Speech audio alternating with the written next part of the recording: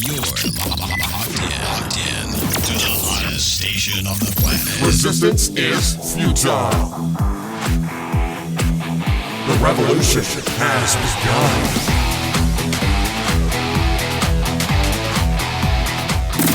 You're listening to Rebelpreneur Radio, helping you break the rules and build the business you need for the life you want. And now, broadcasting his pirate signal from somewhere beyond the status quo, here's your host, best-selling author, marketing and media strategist, Ralph Brogden. Hello and welcome to Rebelpreneur Radio. It's the show that helps you build the business you need so you can live the life you want. I'm Ralph Brogden. I have talked about using business as a force for good, creating the business you need so you can live the life you want and support the causes in your life that are important outside of business, above and beyond business. If business is your whole goal in life, wonderful. But I think when business gets tough, it's helpful to remember that there is a larger purpose that your business can serve besides just making money. At some point after you've made money, it's like, well, that's great, but what else am I going to do with my life? What's the money for? Business as a force for good. Today's guest is actually going to discuss how she turns her business and uses it for good, and I think this will be inspirational to you and to me as well. I'm here with Carolyn Pistone. She is a committed earthling dedicated to saving the planet using her real estate license of all things. How about that?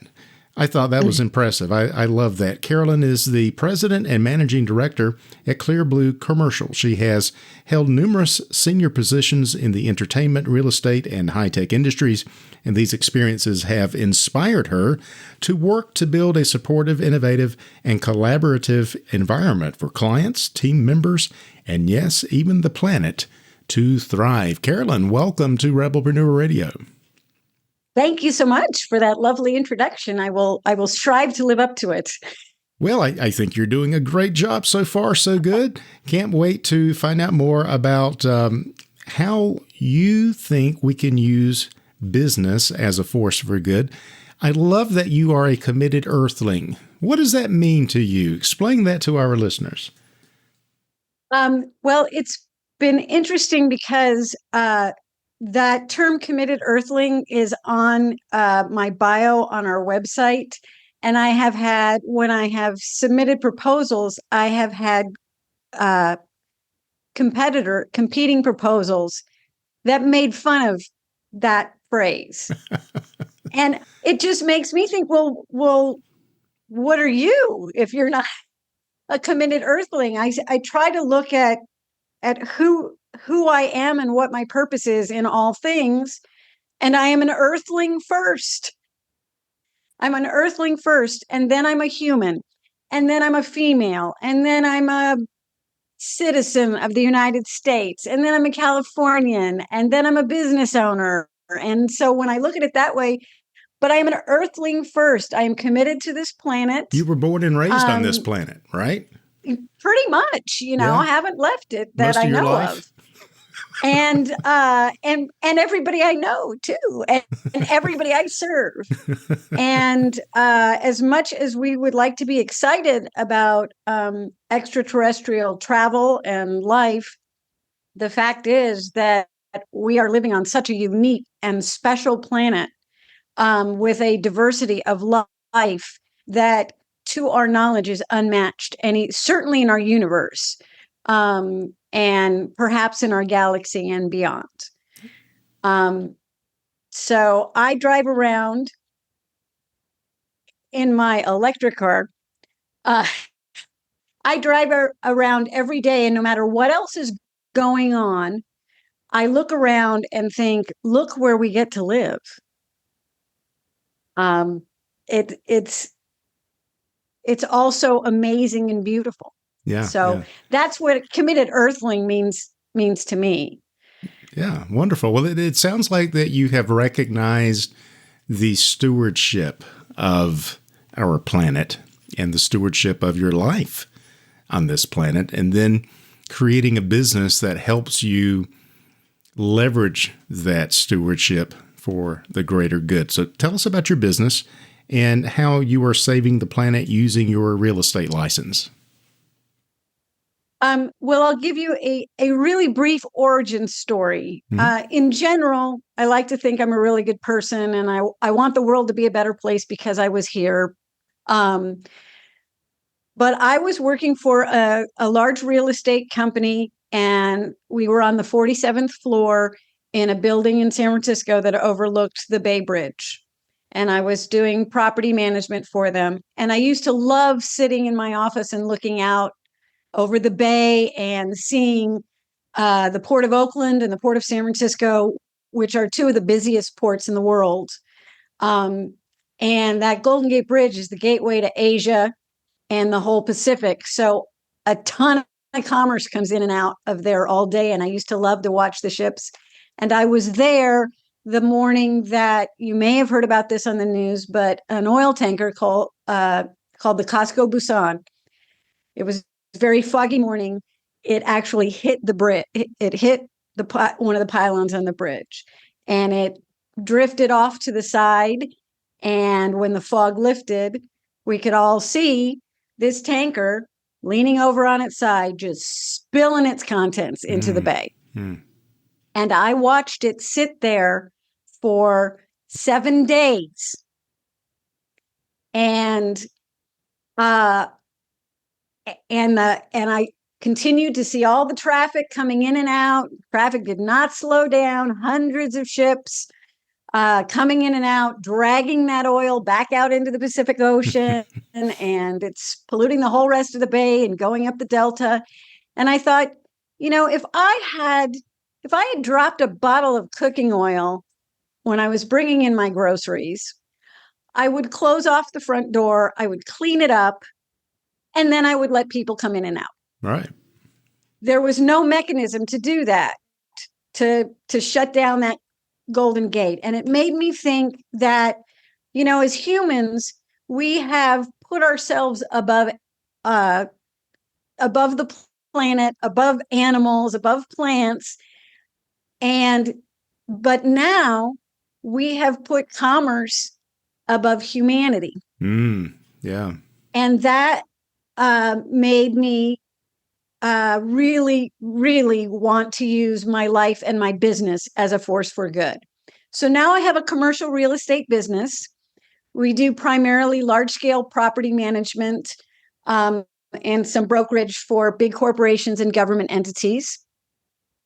We've also are in the process of launching Clear Blue Consulting, which would allow us to operate outside of the state of California and work with big corporations and government entities to do sustainability assessments and look at how they can use their businesses as a force for good, often just by documenting and codifying what they're doing already.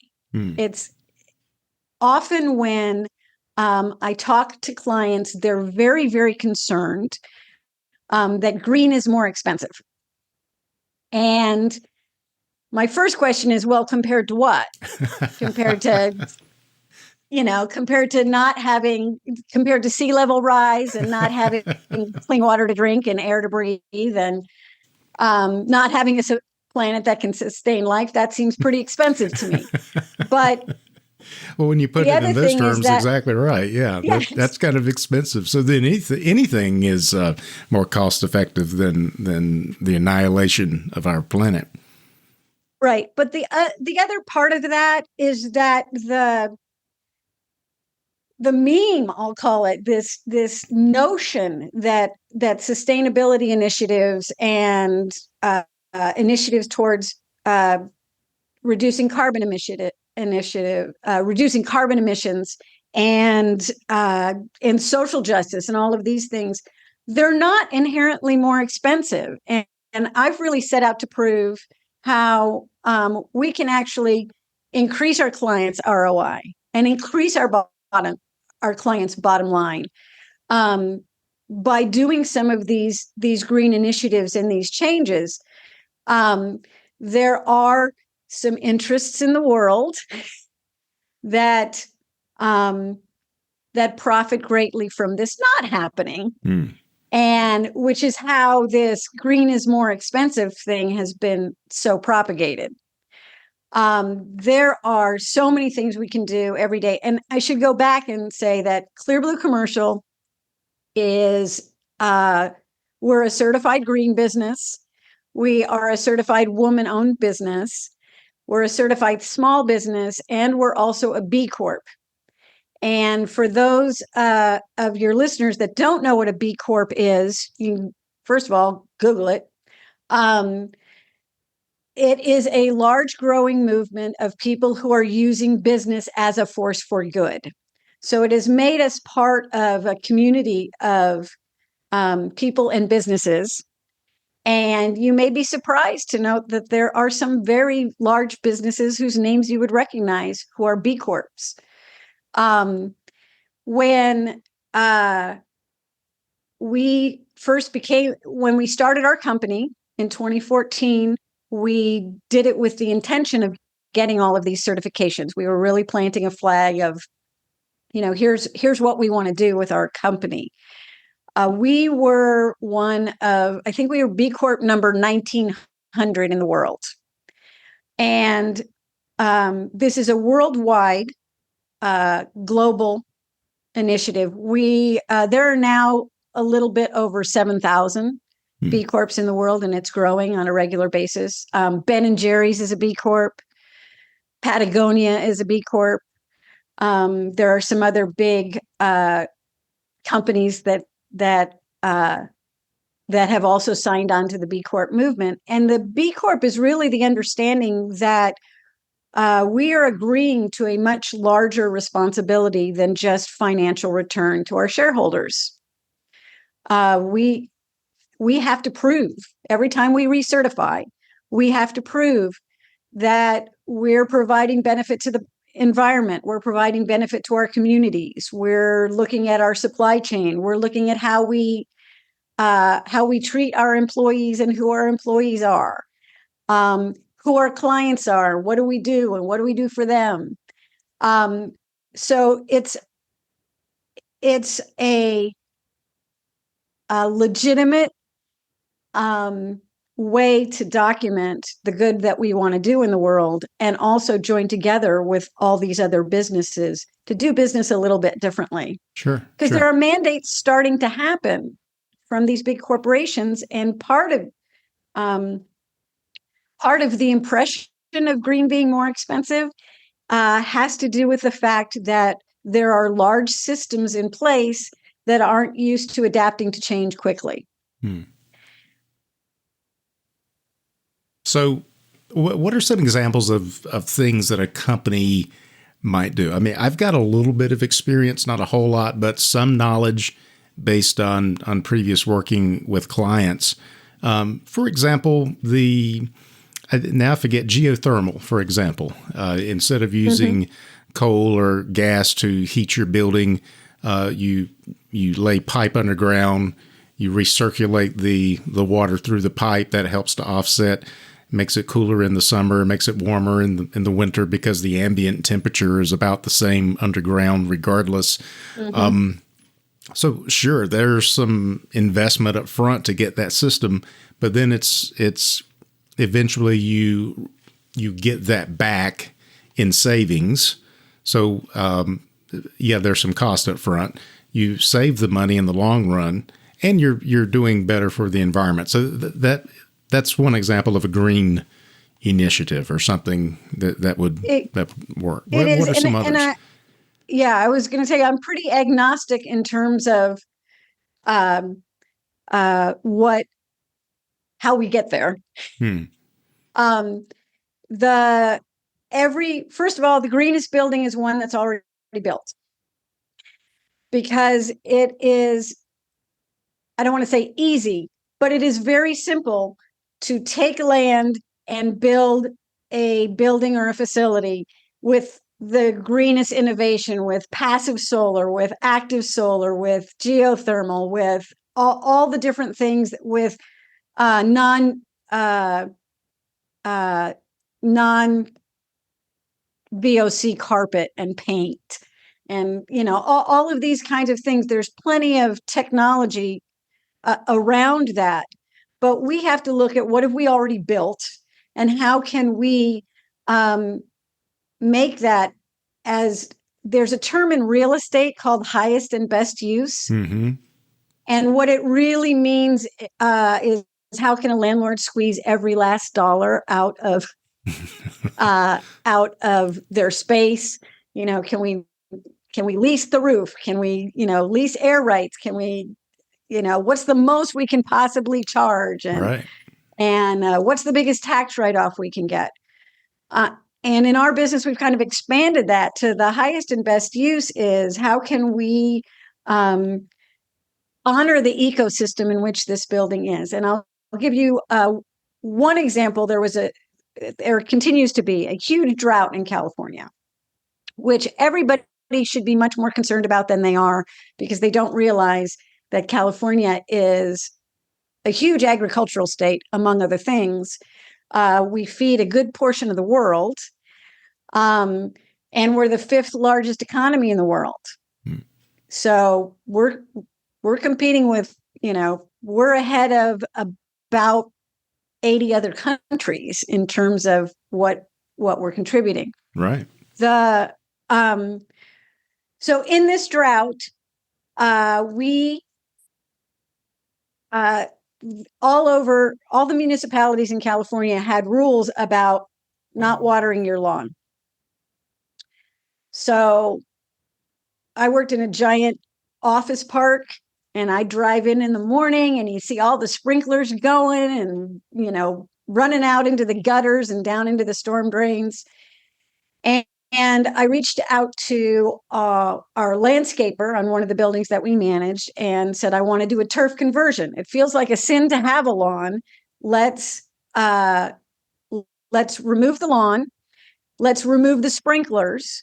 Let's put in a drip system, and then add some drought tolerant planting and something that serves a purpose. Mm-hmm. And so we did that. We saved a little water. We were able to do it within the landscaping budget of the building itself.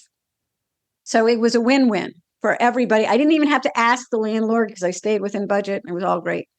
So we started to do that in every building we managed. I was hooked. And then finally we got to the biggest building that we had that we were managing, that was owned by a real estate investment trust out of the East Coast. And I got my landscapers out there, and it was going to cost $250,000 to do this. And I did the math, and I was like, okay, first of all, that's about $175,000 more than my landscaping budget for the year.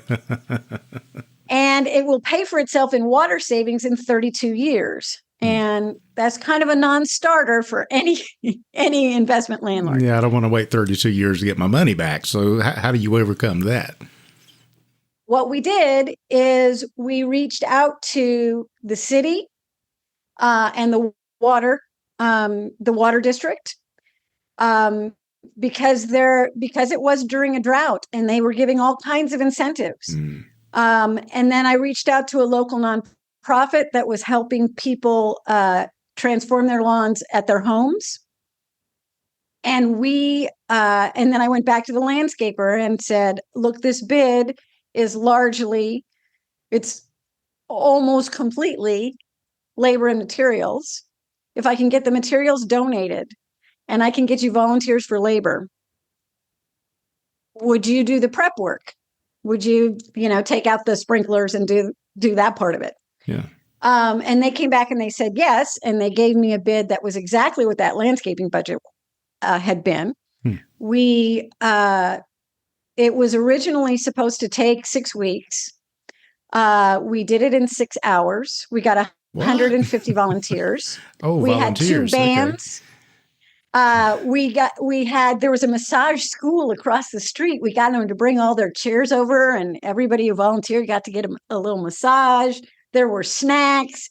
It was a big party. And that one, now I did get some questions when I put in all the invoices. Like, why are there massage therapists on the landscaping budget? And who is the Bad Apple String Band? Now, luckily, my husband and I come out of the entertainment industry, so we made this great film about it that explained it and showed us doing it. I explained to them what we had done. I sent them the film, and not only did they get it, they showed it at their annual shareholders meeting. Mm-hmm. And so what we did is we took something that had just been a line item on somebody's investment spreadsheet and turned it into an investment that people all over the country that were investors could feel really good and excited about. Yeah. I mean, that's all of a sudden they're like, that's a whole publicity thing on top of all the good that you're doing and all the financial benefit.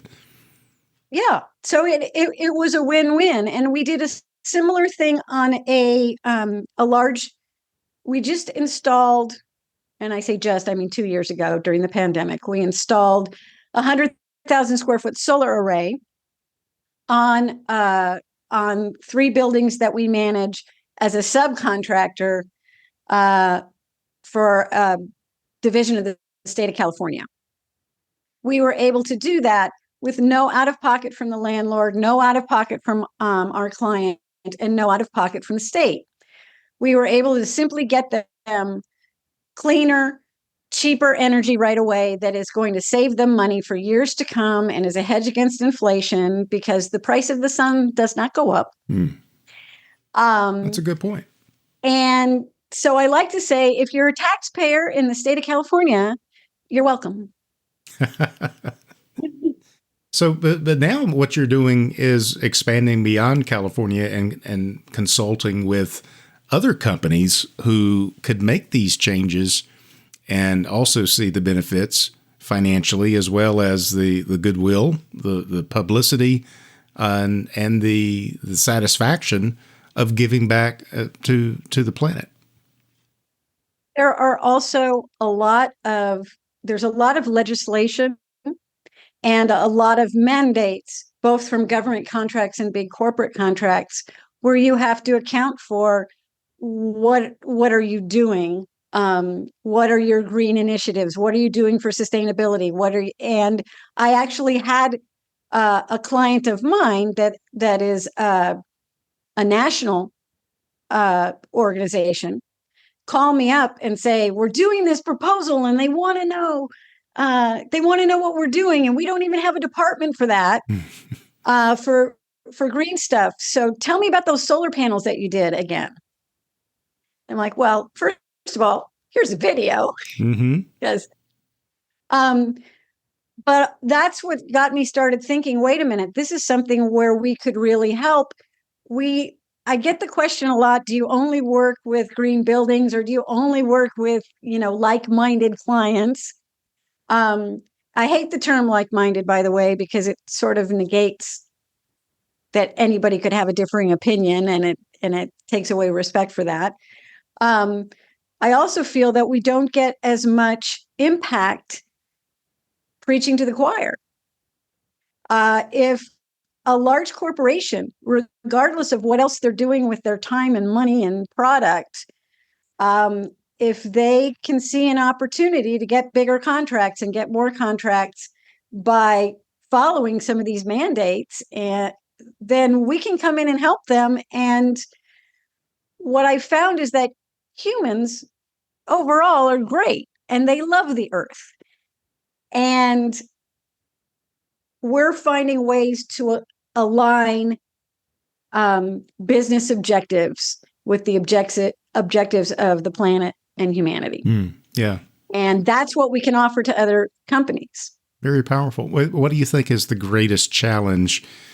I mean, why doesn't everyone just jump on board with this? What's the obstacle that you face in getting this message out to the world? I think that particularly climate change, and climate change leads to a lot of other things that we are suffering from now. Certainly, the pandemic can be linked to this pandemic because it's only the most recent one, can be linked to climate change. I think that as individuals, we feel like, oh, this is such a huge problem, I can't possibly do anything. Right. Yeah. And it shuts them down right there. And what I want to tell people is, first of all, don't listen to anybody that tells you you can't change the world. You absolutely can. You just can't do it alone. And that's why I need to be talking to people like you, and you need to be talking to other people. And collectively, we can do a lot. And we can also change big business, because big business is a giant ship that turns slowly. We can help with that. And so can all the other B Corps that are out there, all the different organizations that are trying to do stuff. The only thing we really do, because I speak as though I'm a subject matter expert, but what I really am is passionate about this work.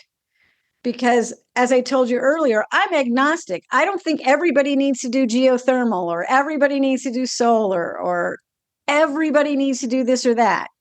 And I and my business are imperfect in many ways, as we all are.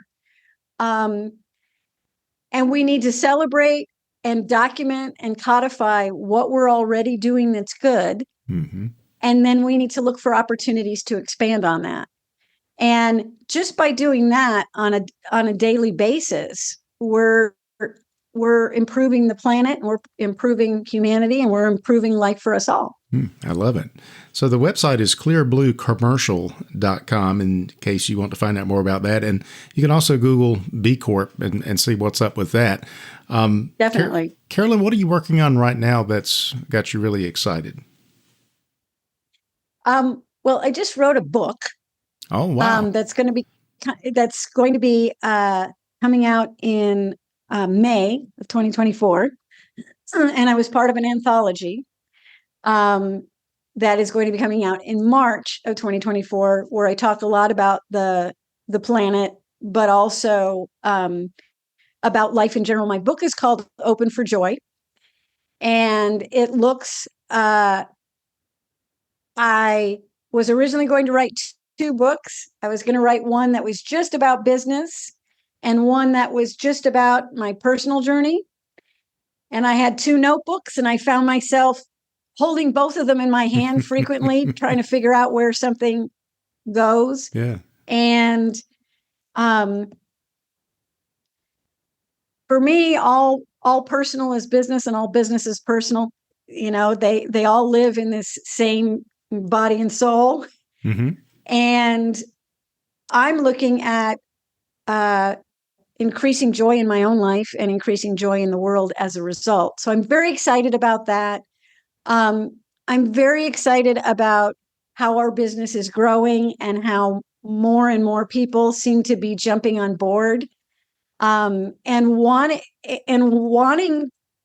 help and wanting to be able to have a positive impact in the world more than just money. And I'm not saying that money is a bad thing, because I know this is a business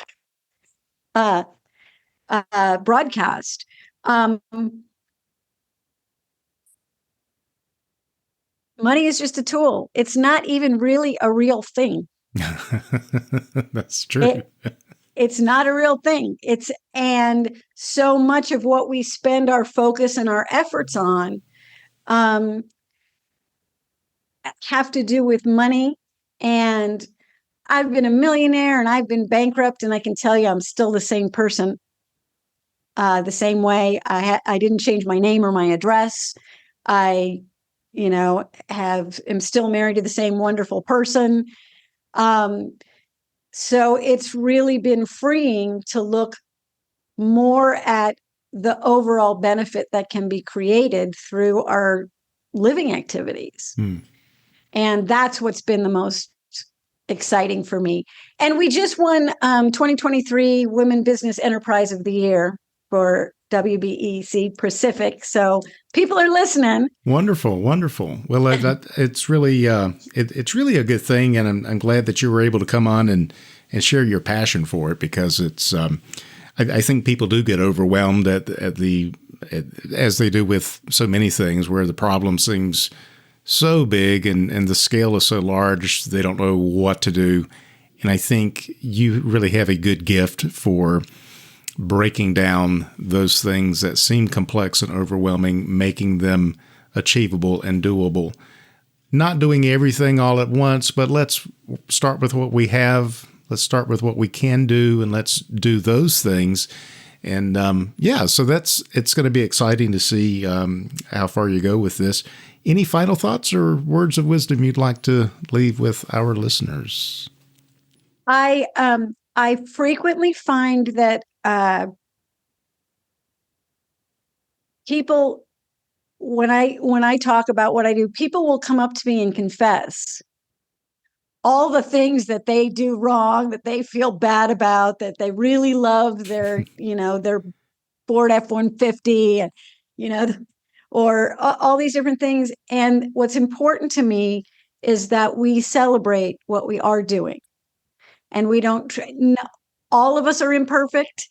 And sometimes we like to tear each other down. I will confess to you that I can't live without my long hot bath as often as I can. We had one of our employees was vegan. And everybody used to tease him all the time about all the exceptions, and it was like, oh, you wear silk, and you wear leather, and you use honey in your tea, and all these things that vegans are not supposed to do. And I thought, why are we pointing out and tearing him down for his efforts when we're not doing anything? We need to celebrate and learn from that. See if there's something we can incorporate into our lives. And I'm not saying everybody should be vegan.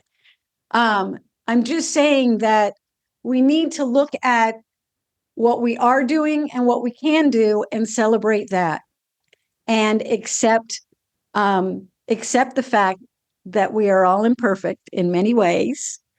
And but that doesn't mean that these problems cannot be solved. Wonderful words of wisdom from Carolyn Pistone, using business as a force for good. She is a committed earthling, as we have learned, and dedicated to saving the planet using her real estate license, clearbluecommercial.com, to find out more about Carolyn and her work. Thank you so much for your time and for being on the program today. I really appreciate it. You bet. Thank you, Ralph. It's a pleasure talking to you. You've been listening to Rebelpreneur Radio with Ralph Brogden. Download the show notes and much more at rebelpreneur.com.